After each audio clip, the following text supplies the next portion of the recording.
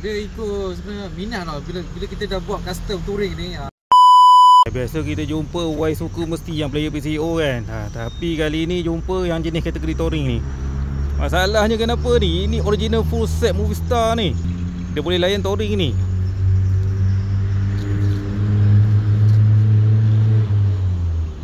Tengok habis semua dia convert dah jadi touring dah ni. Mana joki dia mesti kita tengok sikit joki dia siapa dia. Long, mana Long? Hai, saya Long. Nak jelajah Mas Semenanjung Malaysia. Ni daripada mana ni? Oh, memang starting daripada JB Johor. Naik ke atas utara, Penang, semua Kedah, Perlis, turun balik, ikut Gurun, Gerik, semua. Kelantan.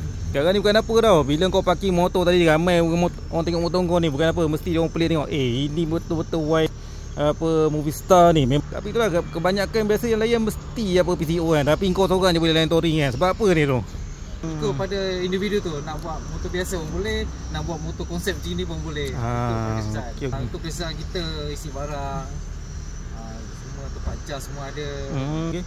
So dalam belakang box ni apa yang kau bawa ni? Okey, sebelah kanan ni saya bawa ni tempat jas, barang-barang. Yang penting ni extension. Ini penting, nyawa kita. Semua ada. Penting ni tu panas-panas kena ada semua. So memang komplit lah belaka ni semua ni.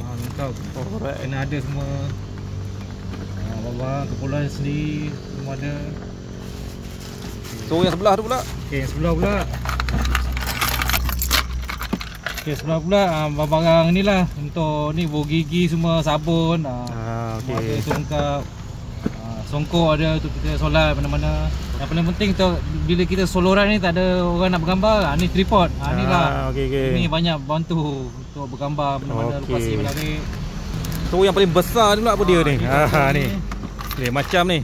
Okey, yang atas ni ni tikar lah untuk kita nak tidur kat mana-mana. Yang beg kuning ni kalau saya ni pakaian. Pakaian kotor, pakaian mesin. Nak tukar sikit ke dalam dia. Okay, sleeping bag pun ada ni, botol air, untuk minum. Ini paling penting pergi mana-mana extension. Kau tengok ni, ini jarang-jarang orang buat ni.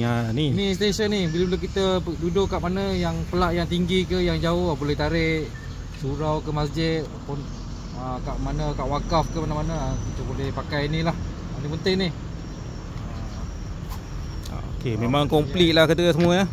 So kalau kata singgah RNR ke apa, nak tidur kejap ke apa ke, nak buat apa-apa sikit, tak ada hal lah kan. Memang komplit kan. Overall motor ni nampak berat sikit lah kan. So lepas ni nak ke mana pula ni? Lepas ni kita nak ke Temerloh. Ni sekarang kita dah dekat Bera. Nak ke Temerloh pula. Cari lokasi yang menarik kat sana. Sebab tadi ramai masa dia parking tengah makan tu, ada ramai pula tu bilik motor dia kan. Mesti budak-budak pun pelik tengok, ini Y apa Movistar original ni. Boleh pula dia layan touring macam ni kan. Kalau budak-budak lain mesti dia tak nak layan touring macam ni. Tengok sikit cover set apa semua, macam balor dah pun.